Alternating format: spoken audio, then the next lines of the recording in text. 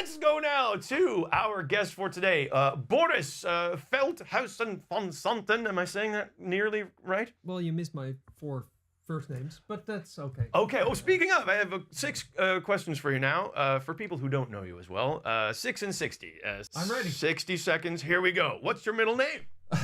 Boris. So my first name is Boris, then Theodorik Krelis Victorzoon. You're not kidding. I'm not kidding. Wow. Okay. So it's you're great like when you get a speeding ticket because you got to spell it all out. And they are more annoyed at the end of it than I am. brilliant. Did you have pets as a kid?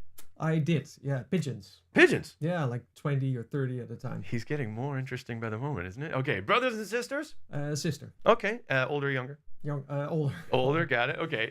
What is the movie that you've watched the most times? Oh, the Blues Brothers. Oh, I nice. watched it like 200 times. Oh my God. Okay. It's dark and we're wearing sunglasses.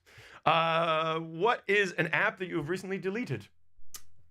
Oh, I delete many apps all the time. Got it. So well, that works. And how about an underrated tech, anything? Underrated tech, something that you've been championing lately? Right. I love TripIt.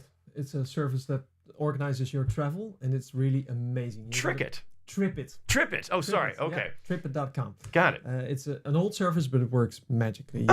You get the ticket from the airline, forward to them. They make an itinerary, and it's beautiful. Oh, nice. Yeah. Okay, great. Well, that's a Tip plug of for the day. TripIt. But let's get a plug for your own, the next web. Yeah. The next web started how? 10 years ago or so, and it's just blossomed, right? Yeah. It's a happy accident. We had a startup. We wanted it to launch at a conference, but we couldn't afford to sponsor one. And we said, hey, how hard can it be? Let's organize our own event. Yeah. It's harder than you think. Yeah. But we had our first event 3 months later, which is too short to organize an event. I learned all this now in 10 years. Yeah. And then by the time we had the event, we weren't ready to launch a startup yet. So this is all like failure stacked on failure. But the event itself was great fun. People loved it. And I said, well, I'm sure, you have to organize another one next year. Yeah. And we did. And the rest is history. Okay. Now 10 editions. Well, I'll get back to some more specifics in a moment. But, they also talk about tech stuff at TEDx, for example. And I think we have a clip from our producer, Jeremy. I wanted to share this little clip just as a sort of jumping off point. Today's internet is really a fortuitous accident. It's a combination of an initial lack of commercial interests, of government benign neglect, of some military requirements for survivability and resilience, and a bunch of computer engineers building open systems that work simply and easily. We're at the beginning of some critical debates about the future of the internet.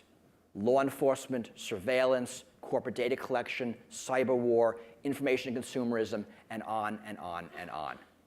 This is not going to be an easy period as we try to work this out. I mean, historically, no shift in power has ever been easy.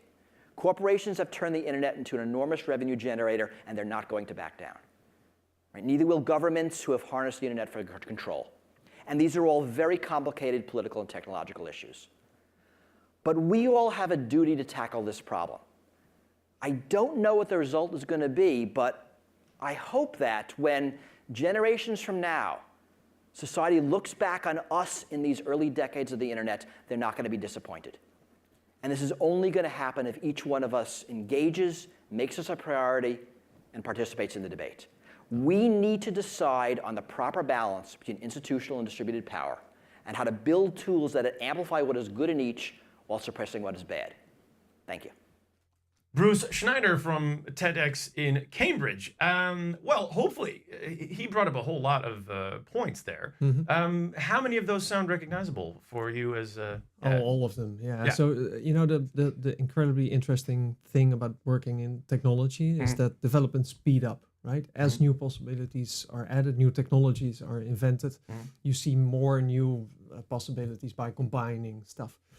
So what we see is that the next 10 years are going to be more exciting than the past 10 years.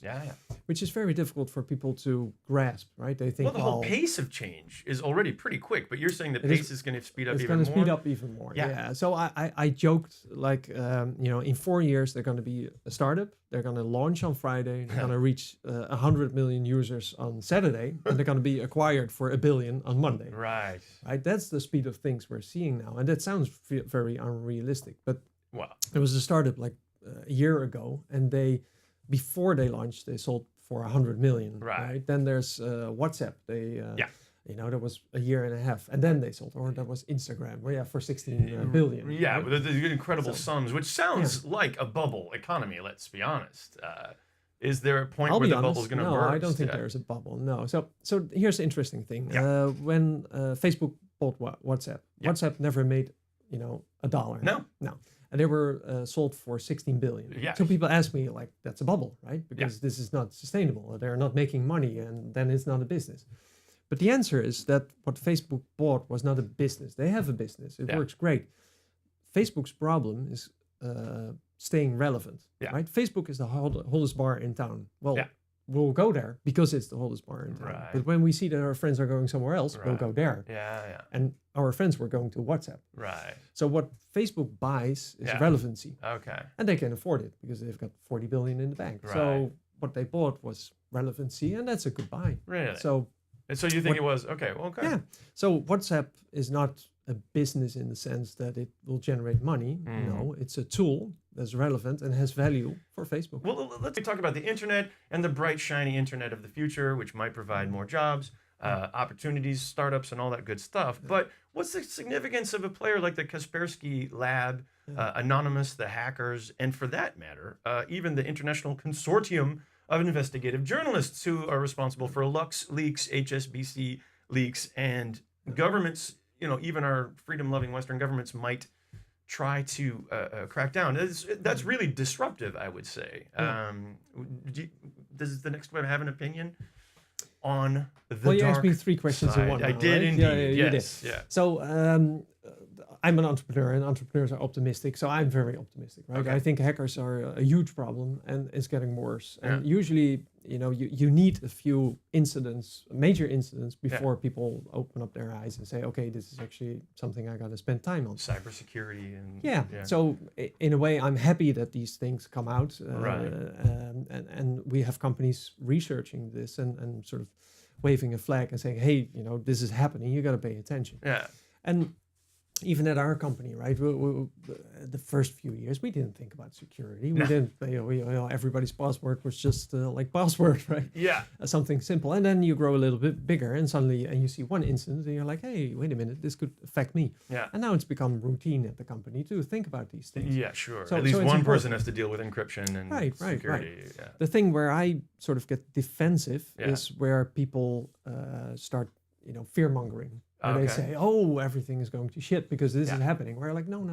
Yeah. It's very important, right? It's important to know the risks. Yeah. It's like when you buy a cheap airplane ticket. It's maybe smart to wonder why it's cheap. And Exactly. if it's right, what's the risk of taking this plane versus that one? Yeah. You shouldn't stop flying because sometimes a plane crashes. Got right? it, Because it's a yeah. risk reward. And there are people out there saying, there's another plane crash. Even when I was on the plane, and there were images of plane crashing in Taiwan. That's hilarious. I said to the woman, like, how is this making me comfortable getting on the plane? And she said, like, but that only happens once in a while. Then again, and she was thinking out loud, it's happening more often. Yeah, like what? Are we entering this sort of dystopia where everybody knows too much about everybody else and there's no privacy anymore? Or is there a bright, shiny future where we'll all be millionaires? Yeah. So a few years ago, there was I spoke to a politician, and there was a Dutch right extreme party gaining momentum and getting more power. And I told him, like, if they're gonna come into power, I gotta move, right? Because this is awful. Yeah. And he said, no, democracy has a sort of self-cleaning mechanism.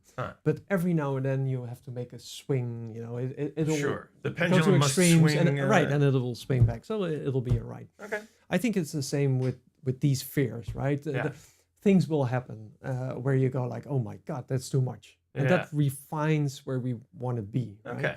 So I spoke to a girl yesterday whose naked pictures were shared online. Everybody saw them, and it destroyed her life. And now she's an activist fighting against it. Really? Yeah. Which is great. Yeah. Because she's doing there's a name for that, and I can't think of it. What is it? It's porn shaming, porn revenge Revenge porn. Yeah, Yes. yeah. Yes. So this is a very valid discussion. Yeah. Right? And I don't think the answer is, well, we should restrict freedom or something. Right. This is just a very shitty thing that some people do. And yet such a bad example that everyone can agree, okay, we don't want that. You don't want that. Yeah. No. And it's going to take a while, right?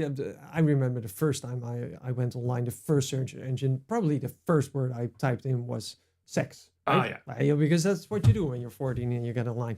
So, and then you do that for a few times, and then suddenly you're like, okay, there's too much of this. Yeah. Right, and then sort of you lose interest. Yeah. Well, So really? this is, Well, you're the one. well, are we still there? Yeah. Anyway, because I got some stuff here. Oh, yeah, right. No, but so I think these things work like this, right? You get all this freedom and you take full advantage of Yeah, it. yeah. And then at one point you sort of back out a little. Again, You're another like, well, I uniquely don't Dutch need all thing. this. Let your kids smoke all they want, take all the pills Right, they that's the want, thing. drink all they That's the want, thing, watch yeah. all the porn they want, And it and then works. eventually, Yeah, they'll indeed, get a lot fed of up. them say, like, Yeah. wouldn't want to do that every day. Yeah, that's true. Well, that's the same with the internet. Go do whatever you want. Right. And we have some problems then in the beginning, but Yeah. it'll work out. Nice. But don't ask me because I'm the optimist. Right? Yeah. Well, again, if we want to know more about the Next Web, where do we go? thenextweb.com. Exactly. And book a ticket. And Help. see you in April. Okay. And April 22nd, 23rd? 3rd, 24th. 23rd, 24th, Yeah. coming up in Amsterdam. Thank you, Boris, from the Next Web. Thank you. I'll follow you on online. Twitter. Yes, exactly. And if you want to follow us, again, hashtag GSUSE. Thanks to Boris from the Next Web, and thanks to Broadcast Amsterdam, as well as Salto for making this all possible. I'm Greg Shapiro.